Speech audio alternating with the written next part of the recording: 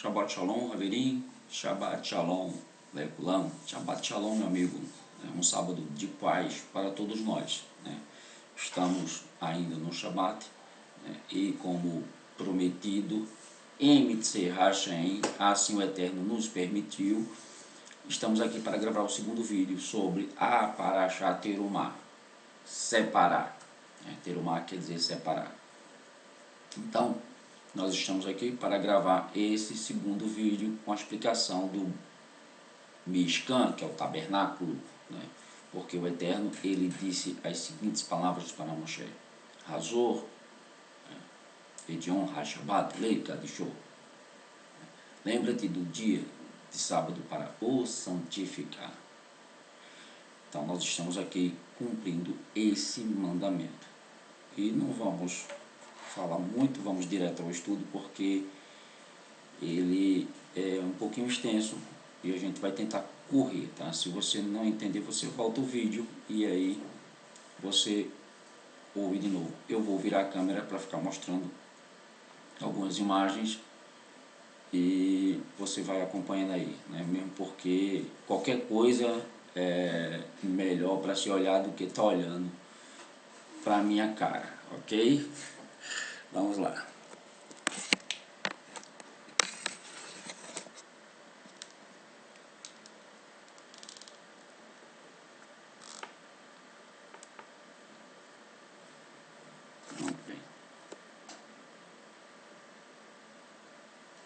Está aqui a planta do Mishkan.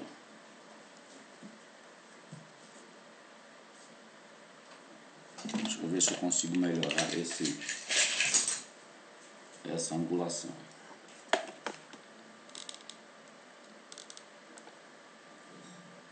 Embaixo fica um pouquinho borrado, né?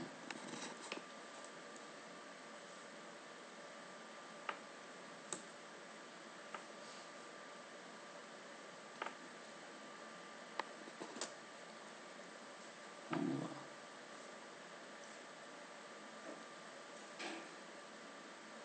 Aqui.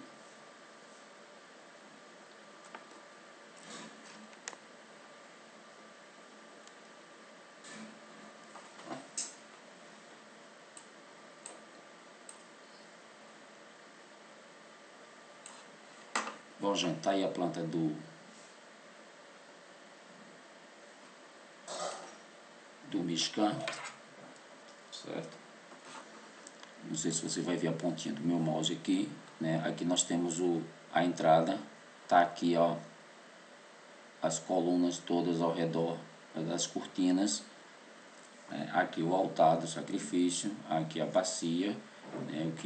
Aqui o altar do incenso que ficava dentro do santo, né? O Kodesh, as prateleiras, né? E a menorá, tá aqui a menorá. A gente vai gastar muito tempo com a menorá hoje. E aqui está o véu, né? E a arca da aliança, né? Que é o santo dos santos.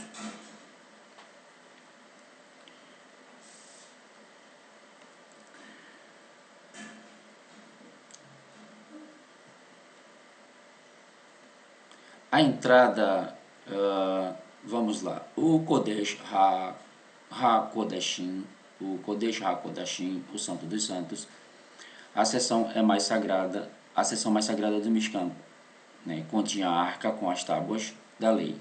Na entrada dos santos, pedia um cortinado chamado Paroshet, que dividia o Santo dos Santos da segunda seção, o Kodesh.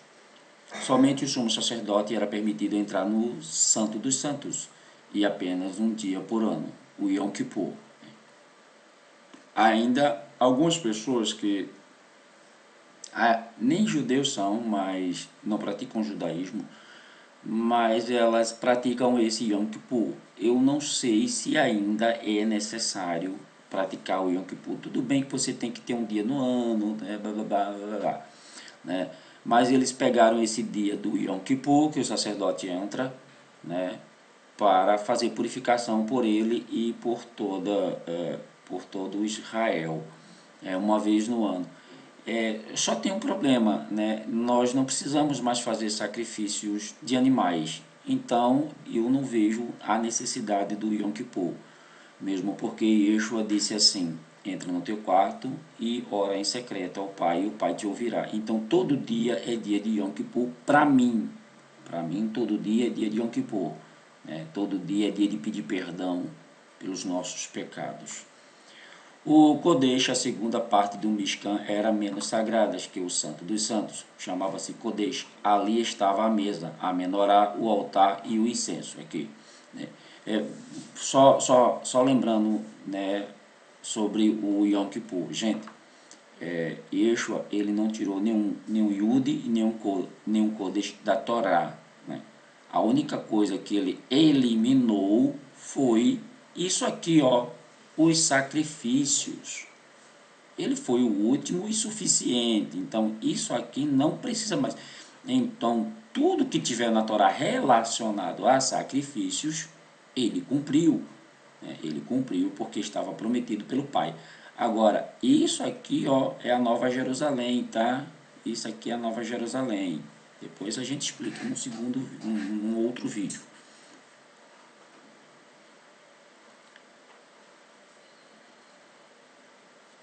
Ali estava a mesa, né, o altar, a menorá e o altar do incenso. As duas sessões juntas eram denominadas de Ohel Moed.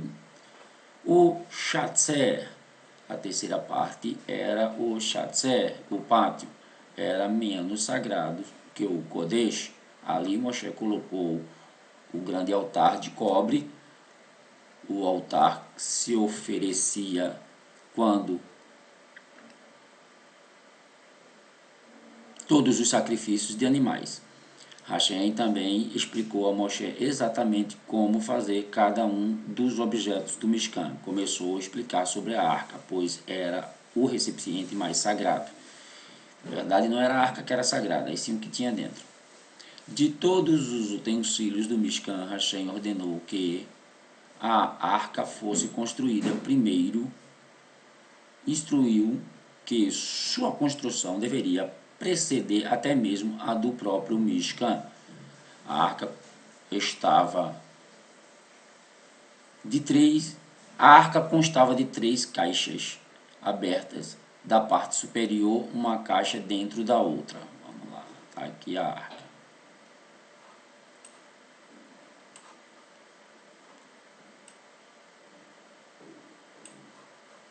E a arca, gente. 3 caixas. 1, 2, 3. Assim, alguém imagina, né? No texto diz que a madeira foi coberta por ouro por fora e ouro por dentro. Aqui ele diz que eram 3 caixas, por isso que a madeira era coberta de ouro. Cada um tem uma imaginação. O texto diz que ela foi coberta, né? Coberta de ouro. Aí a gente pensa que foi pintada, né? Pintada, ou rebocada, por aí.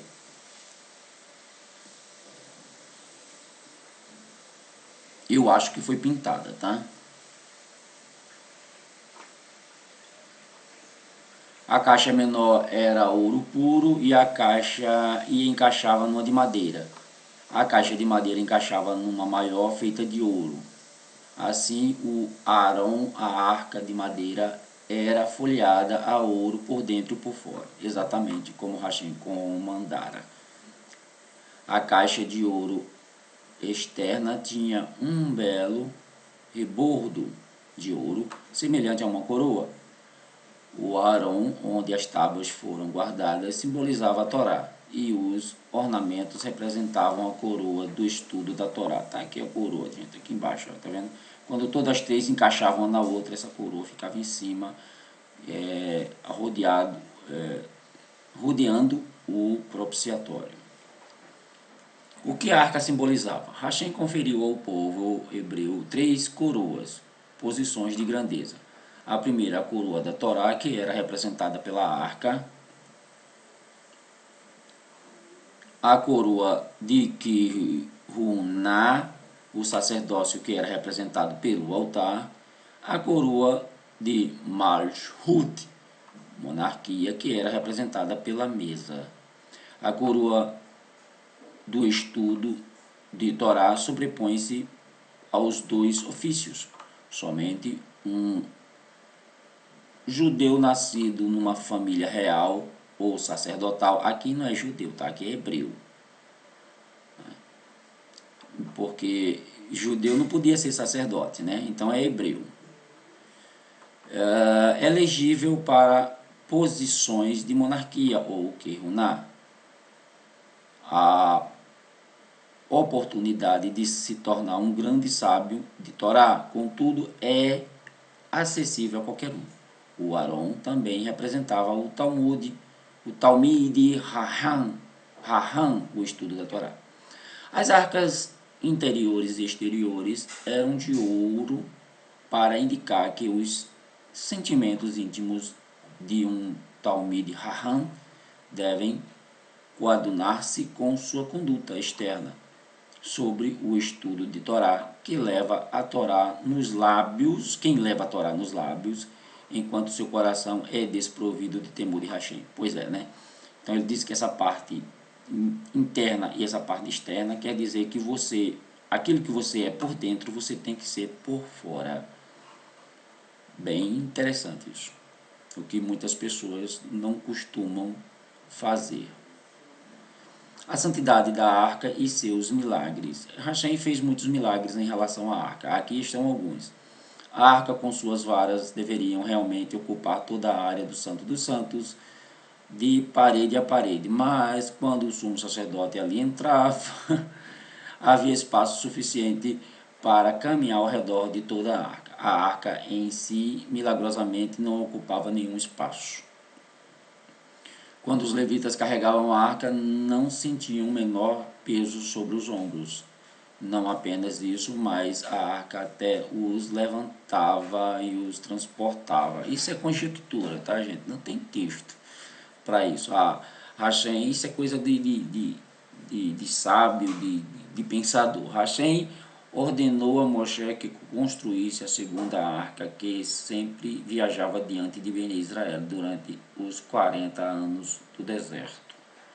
Esta arca desprendia faíscas de fogo que matavam todas as serpentes venenosas e os escorpiões que apareciam no caminho dos hebreus. Ele diz aqui que tinham duas arcas, né? Aquela que ia na frente, ela era tipo uma bobina. Os badim, as barras do Arão, né, da arca. De ambos os lados da arca havia duas varas de madeira revestidas de ouro, que passavam por arcos que possibilitavam o transporte da arca no lugar do ouro. Não vou ler muito sobre isso, a gente sabe que essas barras não podiam sair. O caporete, a cobertura do Arão, a arca tinha uma coberta de ouro, chamada de caporete. Era feita do mesmo bloco de ouro com dois anjos, ou queruvim, né, os queruvim. Porque estas... Pessoal, ó, isso aqui é um queruvim, tá? Que eles chamam de querubim. Anjo não tem asa. Querubim tem asa. Anjo não tem asa. Querubim tem asa. Quando fizer uma dessa, né, desenhar uma dessa com asa, não é anjo, é querubim. Querubim. Porque essa cobertura se chama caporete. Caporete deriva da palavra capará, expiação, indicando que este ouro expia pela transgressão de Bene Israel, porque doaram o ouro para o bezerro de ouro. Os anjos de ouro. Hashem ordenou a Moshe que pagasse uma grande pepita de ouro, pegasse uma grande pepita de ouro e esculpisse tanto a cobertura da arca quanto os queruvim, anjos que ficam sobre ela. Os queruvim não eram esculpidos como elementos separados e então soldados à cobertura, mas emergia da própria cobertura. Encarava-se mutuamente, estendendo-se as asas sobre a arca. Apesar de, maneira geral, ser proibido fazer estátuas, os queruvins eram exceção, uma vez que foram construídos sobre uma ordem especial de Hashem. É diferente, né? Que Hashem mandou esculpir. Diferente das outras estátuas que não existe texto nenhum na Torá, nem nos escritos Netzarim, nem na Tanakh, mandando esculpir outra estátua, tanto de animal como de pessoas que já morreram, para servir de mediadores ou de objeto de veneração. Hashem anunciou a Moshe: minha Shekhinah residirá entre os queruvim, sempre que falar com você, minha voz emanará de lá. Os queruvim nos dão uma lição sobre a proteção de Hashem. A arca representa o estudo da Torá, e Hashem colocou os anjos sobre a arca para demonstrar-nos que seus anjos protegem aqueles que estudam a Torá. A face dos queruvim pareciam-se com a de duas crianças, em um menino e uma menina. Quando Bene Israel visitava o Beit Hamikdash nas festas, a cortina divisória que cobria o Santo dos Santos ficava aberta. Podia então ver os queruvim que se encontravam abraçados. Diziam-se aos visitantes: vejam quão amados vocês são para o Todo-Poderoso. Porém, quando Bene Israel não cumpria a vontade de Hashem, a face dos queruvins ficavam de costas uma para a outra. Pode ser, né? O milagre dos queruvim, que abraçavam-se mutuamente em sinal à aprovação celestial e viravam-se a face quando Hashem ficava desgostoso com Bene Israel, provava ao povo providências especiais de Hashem sobre eles. Esta visão, portanto, inspirava-se a techuvá, ou seja, a fazer retorno, cumprir os mandamentos.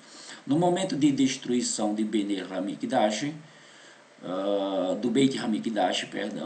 quando os povos invadiram o templo, encontraram os queruvim abraçados um ao outro. Beit Hamikdash é o templo de Salomão e o de Herodes. Hashem estava desta forma demonstrando a Bene Israel que até na destruição, a destruição foi motivada por seu profundo amor por eles. A sua misericórdia derramou sua ira sobre paus e pedras, poupando Bene Israel da aniquilação. Cada medida do Mishkan é importante. A Torá não apenas descreve o Mishkan e seus objetos, mas também menciona comprimento e largura de cada um. A Torá enumera todas as medidas para nos ensinar que, como todas as partes e objetos do Mishkan eram construídos segundo medidas estipuladas por Hashem, tinha uma Kedushá, uma santidade especial. Kedushá, santidade. Kadosh, santo. As medidas nos ensinam também várias lições importantes. Por exemplo, todas as medidas da arca continham amot, medida comprimento de 2, amot, largura 1, amá e 1,5 amá, ou seja, de altura. Não tinha uma só medida de amot completa, enquanto todos os demais objetos mediam amot completos, ou seja, 2,5, 1,5, por aí. A arca representava o estudo da Torá. Um verdadeiro sábio nunca se orgulha de seus feitos, pois se sente incompleto. Sabe quanto mais tem de estudar. Portanto, independentemente de quanto Torá tem aprendido, é humilde para nos ensinar como deve comportar-se um erudito de Torá. Hashem nos deu meias medidas para a arca, em sinal de que, mesmo depois de ter estudado muito Torá, estamos longe de conhecer sua totalidade. Agora nós vamos para aqui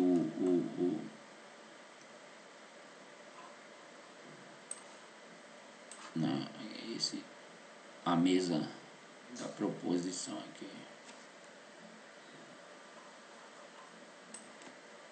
Certo? Vamos lá.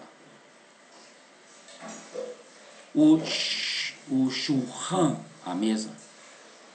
Após o Arão, Hashem ordenou a Moshe: faça um Shulchan, mesa, e ponha na seção Kodesh do Mishkan. Sempre deve haver 12 fornadas de pão sobre esta. A mesa era de madeira coberta de ouro. A borda superior era filetada de ouro. 2 varas de madeira cobertas de ouro passavam por aros nos lados da mesa. Mesma coisa da arca, mesma coisa do lado também do altar, que também possuía 5 prateleiras para acondicionar os pães. Lechem Rapanim, os pães da proposição. Hashem instruiu Moshe: você deve colocar 12 formas de pães de Lechem.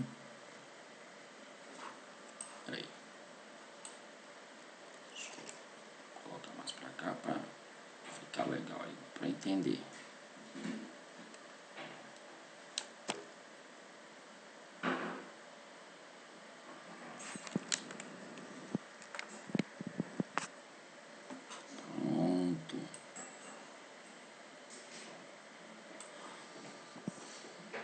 Estes pães têm o nome de Rapanim, faces, deriva do fato de que possuem 2 faces. Eram moldados em forma de uma matzá grossa e quadrada, com ambos os extremos dobrados para cima.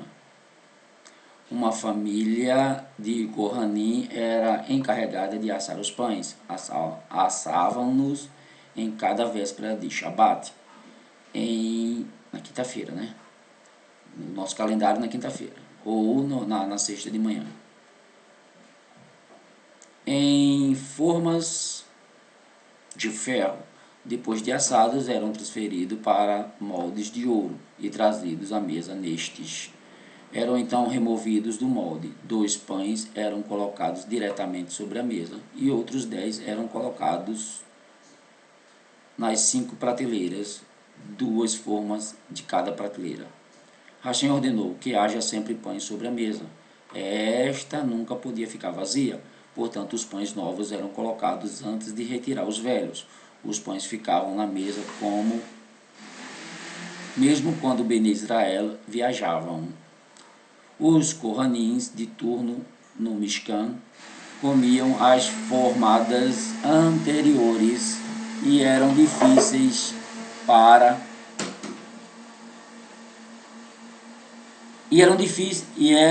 era difícil crer que este pão já tinha uma semana, pois quando eram retirados da mesa, após uma semana, nunca estavam duros, rançosos ou mofados. Tinham o sabor de frescor, como se tivesse acabado de sair do forno. Sobre a mesa também se colocava 2 tigelas com levoná, uma especiaria. No Shabat, antes dos Kohanim comerem os pães, as especiarias eram queimadas e desprendiam aromas deliciosos. Somente depois eram permitidos comer os pães. O que a mesa simbolizava? Quando Hashem criou o mundo, trouxe o universo à existência a partir de um vácuo absoluto, ou seja, criou algo do nada. Desde então, quando deseja realizar uma multiplicação miraculosa, ele faz com que isto flua de algo já existente e não mais proveniente do nada. A mesa era o meio pelo qual bênção dos alimentos fluía para o mundo inteiro. Hashem, por isso, ordenou que estas jamais deveriam ficar vazias, pois sua bênção pairava apenas numa matéria com substâncias. Isto é ilustrado através do relato sobre o profeta Elihá, que disse a uma mulher sobre que ela deveria ter algo em casa sobre o que a bênção de Hashem pudesse pairar. É a questão da viúva, né? Ele disse: o que é que você tem? Eu tenho um pouquinho de azeite. Então pronto, vai buscar a panela e bota um pouquinho de azeite em cada panela dessa, quantas você puder, né? O marido dela ficou endividada com dívidas do marido, né? E aí Elias, a bênção flui através de um pouco de azeite, e aí ele, digamos assim, cresce, multiplica, sei lá como, né? A mesma coisa fez Yeshua. Ele, para fazer o milagre, ele precisava de algo. Isso é muito importante, tá, gente? Isso é muito importante, tem muito a ver, tem lógica. né? Porque Yeshua, os milagres de Yeshua nunca partiram do nada. Se ele curou o cego, ou ele fazia uma midrash, ou ele teve um que ele teve que fazer lodo no chão, né? Ou ele transformava a palavra de maldição das pessoas em palavra de bênção, né? Ele sempre usou alguma coisa para transformar em outra. No caso dos pães e dos peixes, né? Não houve multiplicação, simplesmente ele ia partindo e o peixe nunca, não sei, crescia na mão dele, sabe-se lá. Assim, o peixe não multiplicou. Tinha 2 peixes e aí, de repente, tinha milhões, diversos, centenas de peixes. Não. Ele ia partindo, ia dando, partindo, ia dando, partindo, ia dando. E aí o peixe multiplicava, digamos assim, né, na mão dele. Né. Então, isso nos leva para os dias de hoje. Né. Essa bênção, o que é que os sábios dizem? Que a nossa mesa sempre tem que ter um alimento em cima. Né. Ao recitar o Birikat Hamazon, bênção após as refeições, nunca deve-se deixar a mesa sem alimento algum, uma vez que a bênção de cima não paira sobre uma mesa vazia. Em outras manifestações mais visíveis destes milagres, o Talmud relata que um Kohen que comesse mesmo um pequeno pedaço de pão da proposição ficaria satisfeito. O pão se tornava abençoado em suas entranhas. Enquanto o Beit HaMikdash existia, a mesa irradiava berachá para os alimentos da terra e Israel inteiro. Berachá é bênção, né? Mesmo quando Ben Israel semeava pouco, colhia enormes quantidades. No deserto, o Mishkan tinha uma única mesa. O rei Shlomo colocou 10 mesas no Beit HaMikdash. Isso é conjectura deles, pois havia recebido isto como tradição de Moshe. No deserto onde Ben Israel eram providos de alimentos através do maná, precisavam apenas de uma mesa. Em Eretz Israel, contudo, Ben Israel necessitava de uma bênção maior para assegurar-lhes abundância. Por isso, Hashem ordenou que fossem instaladas 10 mesas no Beit HaMikdash para irradiar a maior bênção às colheitas. Não sei se isso procede, né? Se Shlomo realmente fez isso. Como proceder agora que já não temos esta mesa? Hoje não mais possuímos a mesa para trazer bênção sobre o alimento. Em seu lugar, a mesa na casa de cada um é sua fonte de bênção. Feliz o homem cuja mesa encontra-se 2 coisas: palavras de Torá e uma porção para o pobre. Se uma pessoa conduz sua mesa dessa maneira, 2 anjos aparecem ao final da refeição. Um exclama: Zehashudhan Asher Lifne Hashem. Esta é a mesa posta perante Hashem, que possa sempre desfrutar das bênçãos celestiais. O segundo anjo repete suas palavras e conclui: que esta mesa seja posta perante Hashem neste mundo e no mundo vindouro.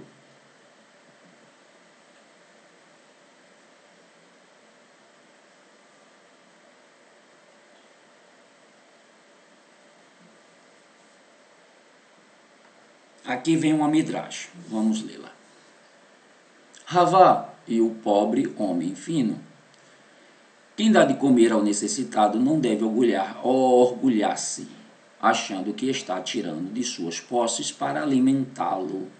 Na realidade, Hashem é quem provê a todos e ele utiliza o indivíduo que pratica tzedakah apenas como instrumento de sua bondade. Bateram à porta da casa de Ravá, um dos grandes sábios. O pobre estava de pé junto à porta, a mão estendida. Dê-me algo de comer, por favor, suplicou. Ravá o convidou a entrar. Serviremos comida logo, disse. Que tipo de comida está acostumado a comer? Bem, como prato principal, costumo comer galinha gorda assada e uma garrafa de vinho velho, disse o mendigo. Ravá ficou surpreso. mas é comida fina, cara, não fica mal comer coisas tão caras com o dinheiro de tzedakah, né? Ele achou que não era necessário dar uma comida tão refinada para, né? Sim, e isso, refinada, né? Hoje nós temos outras comidas mais refinadas do que essa.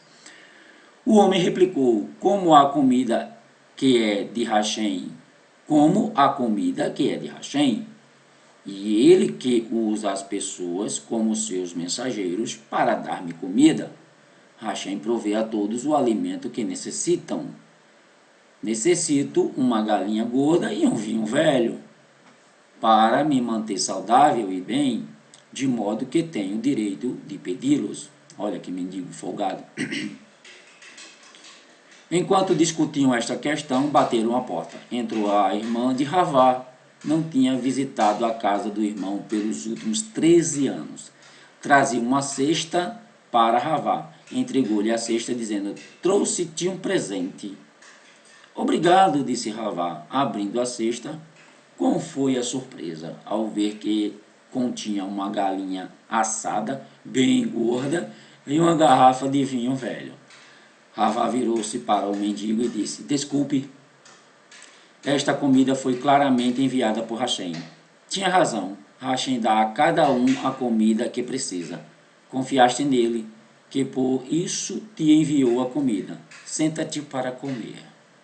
Deste relato aprendemos que, quando damos comida ou dinheiro às pessoas que necessitam, devemos nos considerar os mensageiros de Hashem, que distribui suas dádivas. Agora a gente vai para a menorá. Gente, eu vou deixar a menorá para depois, tá? Eu vou deixar a menorá por último. Passou a menorá aí.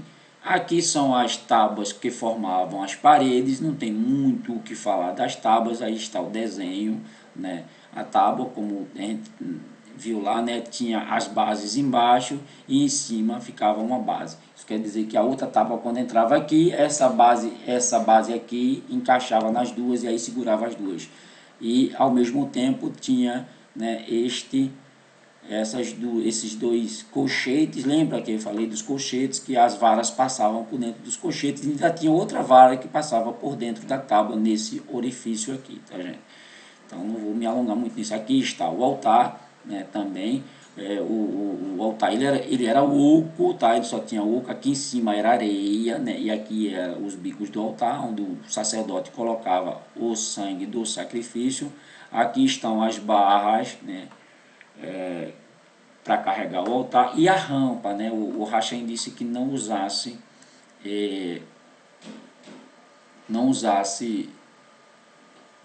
como é que eu posso dizer, degraus, para que não fosse visto as vergonhas dos sacerdotes, né? E eles usassem calça. O que o altar simboliza, tá? O propósito do Misbeá está indicando em suas iniciais. Concede ao povo judeu, né? M. Eu falei sobre isso ontem, né? Mehilá, perdão, Zerut, mérito, e Berachá, bênção. CH, né? Raim, vida.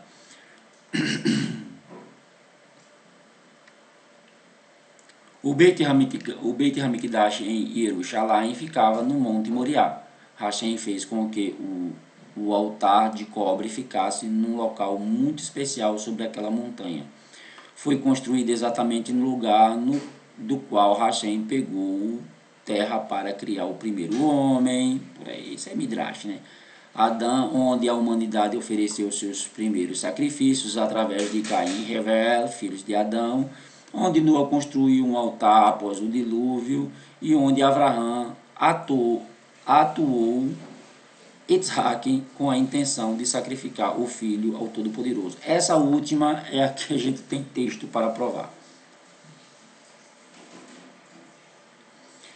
Por que o Mishkan continha tantos materiais preciosos, né? Hashem ordenou a Bnei Israel que fizesse um Mishkan utilizando ouro, prata e outros materiais preciosos, certamente por necessitar de um lugar suntuoso. Não para ele, né? Na realidade, ele desejava que o Mishkan brilhasse por duas razões. Primeira, para que todo hebreu que entrasse no Mishkan se impressionasse com a magnífica beleza, assim se comportaria respeitosamente e compreenderia que neste lugar sagrado morava a Shekhinah. Para que os que não fossem hebreus sentissem um grande respeito pelos hebreus, quando ficassem sabendo do Mishkan que havia construído, pensariam: os hebreus eram escravos no Egito, mas agora são muitos ricos. Tiveram ouro e prata suficiente para construir uma morada maravilhosa. Também devem ter entre eles homens sábios e melhores artistas que qualquer outro povo, pois, do contrário, como poderiam ter feito os objetos complexos do Mishkan em seus intricados desenhos? Hoje, quando não temos o Mishkan nem o Beit HaMikdash, devemos manter esta reverência em nossas sinagogas, né? Mas aí eu não sou contra uma sinagoga, né? Um lugar para reunião e estudo, não sou contra, tá? Mas eu sou contra quando se cria uma religião em cima, né? Ou uma reverência em cima desse lugar. Não, a reverência tem que ser com o Eterno. O Eterno está em todos os lugares e não só neste lugar. Bem, gente, agora a gente vai para a menorá. Tá aqui a menorá. Ok. Tá aí a menorá.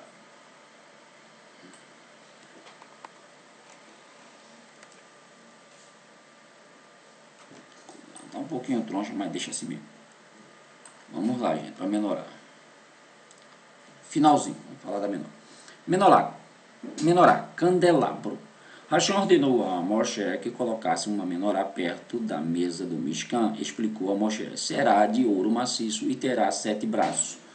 Todos os braços terão 3 tipos de ornamentos. Gente, só a menorá, né, e o propiciatório que eram feitos de ouro maciço. Não eram misturados, nem com madeira, nem com outro tipo de objeto, substância, né? Os desenhos, né? Uma gávea semelhante a uma taça, uma caftó semelhante a um botão e uma pera semelhante a uma flor. Então aqui os 3.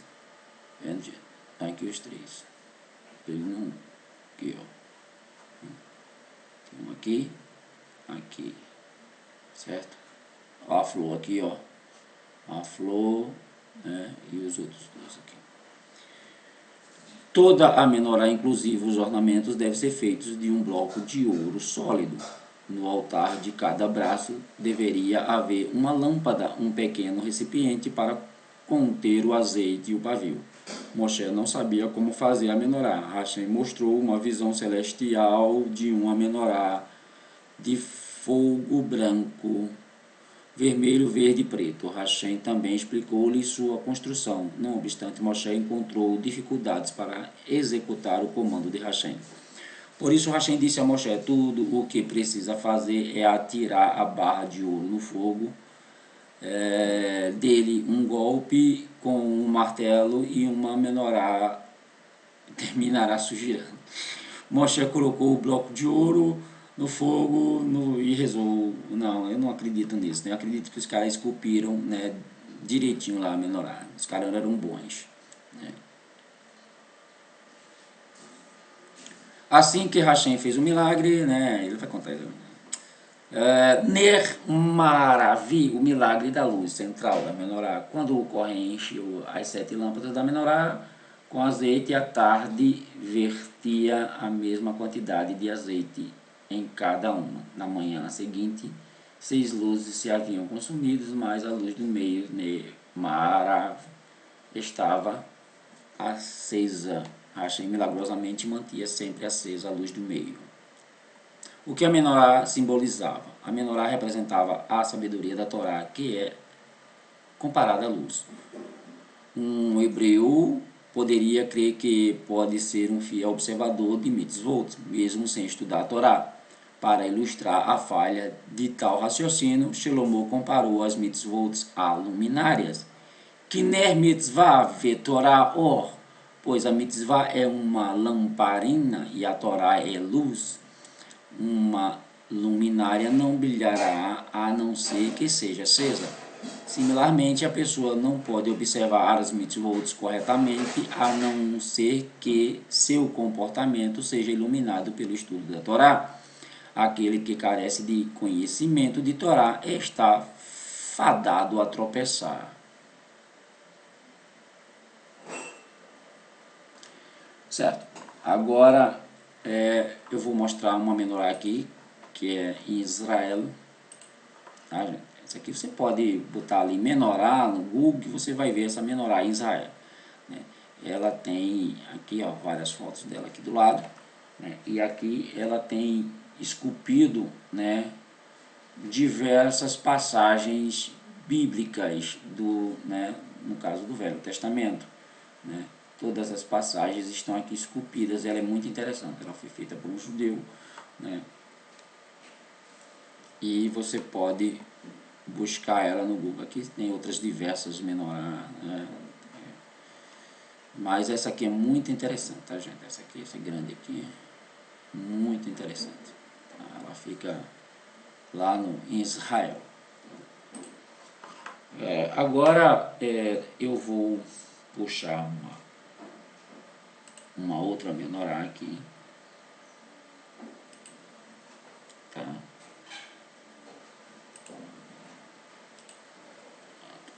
Essa outra menorá aqui. E a gente vai falar sobre ela. Tá aqui o central e tá aqui as outras hastes. Vamos falar sobre isso para terminar. O que é que a menorá realmente tem em relação a nós? Né? Somos alma vivente, Nefesh Haim, alma vivente, Nefesh Haim. A menorá, as 7 manifestações, que representa as 7 manifestações, né, de Adonai, de Hashem. 1, 2, 3, 4, 5, 6, 7. A primeira é a Ruá, né, mover, vida, manifestação. Sua raiz é 7. A palavra Ruá, a raiz é 7. A atuação, presença, significa, né? 7, a gente pode combinar o 7 aí com os 7 dias, né? No qual foram precisos para fazer tudo que se tem hoje. Que bem que no 7º ele descansou, era preciso o 7º dia para descansar da obra. Né? A2 aqui, né? Se eu inclinar mais para cá fica melhor. Isso. A2 é a Rosmar, sabedoria. Isso aqui são os estágios que você percorre. Tá? Primeiro, para você ter sabedoria, você precisa ter a Ruá. Depois a sabedoria, né? A sua raiz é 1. Depois vem a Binar. Binar é o entendimento. A raiz é 4. Depois vem aqui a Etzá, conselho. Sua raiz é 3. Para você poder aconselhar, você primeiro precisa ter a Ruá, o mover, precisa ter o entendimento e a sabedoria. Se você não tem esses 3 aqui, você não pode aconselhar ninguém, tá? E depois vem o 5º, que é a Gevurah, né? O poder e autoridade. Lembre que Yeshua, ele tinha todas as 7. Né? Aí, depois de você passar do estágio de saber aconselhar, você tem poder e autoridade. Eles perguntaram a Yeshua, de onde vem tua autoridade? Né? E Yeshua colocou uma perguntinha para eles, e eles não responderam, e Yeshua também não disse de onde vinha. porque se Yeshua dissesse de onde vinha, ia ser apedrejado de novo, ou iam tentar apedrejar ele, né? Então a raiz da quevra é 9, palavra 9. Raiz é isso aqui, tá, gente? Depois eu vou explicar o que é raiz. Depois vem a sexta, que é a Da'at, conhecimento. Imagina que depois de você ter tudo isso aqui, é que você chega no conhecimento. Veja como o conhecimento está bem além do que a gente imagina. Presença do Eterno, sabedoria, entendimento, conselho, poder e conhecimento. Depois que você tem todos esses, é que você vai ter o conhecimento. Depois do conhecimento, aí, que a sua raiz é 9, né, a Da'at, aí vem a Irat, que é o temor. Sua raiz é 8. Né? Interessante que o temor, a raiz é 8. Aí nós vamos para aqui, olha só a palavra, o nome do Eterno. Eu não me baseio por esses sinais maçoréticos, tá, gente? Esses sinais maçoréticos, eles dão a conotação da palavra, ou seja, uma fonética essa palavra aqui, que eu não concordo, tá? Isso aqui, esses sinais aqui foram tirados da palavra Adonai, por isso, né, e jogado aqui no tetragrama. A raiz do tetragrama é 8. A raiz da palavra Yeshua é 8. Né? A raiz da palavra temor é 8.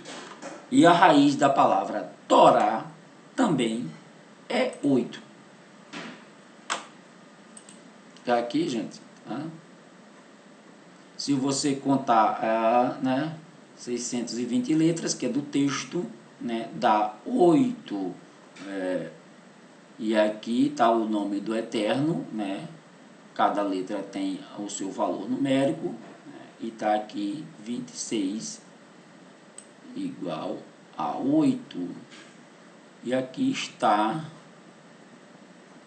o nome do Mashiach, Yeshua, raiz 8. A palavra Torá, raiz 8. E a palavra do nome de Adonai, né, o tetragrama, sua raiz também é 8. Estão todas correlacionadas por sua raiz. E a raiz 8 significa infinito. Nunca vai acabar, nunca vai terminar. A Torá nunca vai deixar de existir. Nunca. Pode espernear, pode fazer o que quiser, o cristianismo pode, né, fazer o que quiser aí, mas não vai nunca acabar. O temor de Adonai é o princípio da sabedoria. O temor, que a raiz é 8 também, se você tiver temor, você vai ter sabedoria. A Torá de Adonai é perfeita e restaura a alma, faz do tolo um sábio. Assim dizia o rei Davi. Isaías 11 fala do mundo vindouro. Você é menorá e precisa do óleo. Quando tiver o óleo, você terá canal das 7 manifestações. Ou seja, quando você tiver o óleo aqui, ó, você será canal das 7 manifestações, das 7 ruar. Né? Não existe espírito, tá, gente? A palavra é ruar. Tanto que está lá em Isaías. Isaías fala das 7 manifestações do Eterno, e não 7 espíritos. O Eterno, ele não tem 7 espíritos. Ele age com as 7 manifestações. Lá em Eclesiastes 9:8 também fala do óleo, né, sobre as nossas cabeças. Ok? Nós somos o que está escrito em Números 24. Ok, gente? Então termina aí, não vou precisar virar a câmera. Você fica aí com a imagem da menorá. Nós somos menorá, tá, gente? Nós somos menorá. E precisamos ter o óleo aqui para poder iluminar. A Torá é a luz que clareia aqui, ó. Nós, essa menorá aqui sem o azeite não funciona, não serve para nada. É como nós, se nós não tivermos o azeite, nós não vamos iluminar nosso caminho, nem o caminho dos outros. Então precisamos ter a Torá, que é o azeite. A Torá, quando é colocada em nossas cabeças, ela ilumina, como diz os textos, a tua Torá, a tua palavra é luz para os meus caminhos. Eu estou aqui e eu só posso clarear o caminho se eu tiver a Torá. E essas palavras estão todas correlacionadas, como eu já mostrei para você, né? O nome de Adonai, o nome Torá e a palavra Yeshua, né? Estão todos ligados com a mesma raiz. Há quem diga aí que a palavra é Yahushua, né? Yahushua. Se for Yahushua, quebra aqui o princípio, né, da raiz, que é o selo do Eterno. Eu vou falar sobre esses pontos maçoréticos aqui, né, que foram tirados da palavra Adonai. Gente, se a gente for pronunciar essa palavra aqui com esses pontos maçoréticos, eu posso estar pronunciando o nome do Eterno ou não, tá? Então, Baruch Hashem, por eu pronunciar esse nome, se ele for o verdadeiro, eu não tenho certeza disso, né? Boa parte dos sábios não aprovam isso. É uma pequena parte que acha que é. Então, a pronúncia seria Ieho, Iehová, Ieho, o Vav aqui com, né, o sinal maçorético A, Vá. Eu não vou falar dos nomes desse aqui porque vai complicar demais, né, o nome deles. Iehová, bem parecido com o nome que os testemunhas de Jeová adotaram, que é Jeová, só que eles tiraram, deram a fonética de J para o Yud, e não é correto. O Yud ele não tem o som de J, tem som, né, dependendo do sinal maçorético que venha, né, ele indica qual será a fonética da palavra. Tanto se esse viesse para cá, era Iá. Se esse aqui viesse para cá, seria Iá. Se esse viesse para cá, seria Ió, Iú, por aí vai, né? Então, Iehová, se esse é o nome do Eterno, Baruch Hashem. Mas eu não acredito que seja, porque quando se escreveu a Torá não existia sinais maçoréticos. Então, nós não sabemos qual a fonética desse tetragrama, das palavras. Sabemos sim, né, o significado de cada letra, mas a fonética não. Já aqui, né, nós temos registros realmente que seja Yeshua, porque é a palavra salvação, e aqui a palavra Torá, porque significa instrução, não é lei, tá? Lei é outra palavra, aqui é instrução. Ok, gente? Terminamos aqui. Eu vou recitar a Birikat Kohanim, né, para nós terminarmos o vídeo. Eu acho que foi muito bom esse vídeo, né, demorou quase 1 hora de novo, e ficamos com a Birikat Kohanim agora e um Shavua Tov para todos vocês. Uma boa semana para todos vocês. Yivarichecha Adonai veishmerecha, Yair Adonai panavelecha, Vihuneka, Itzah Adonai panavelecha veiaselecha. Shalom. Shalom para todos vocês. Elohim Meler Neman, Elohim é Rei fiel. Até o próximo vídeo, até a próxima paraxá. Um abraço a todos vocês. Obrigado aí por acompanhar os nossos vídeos.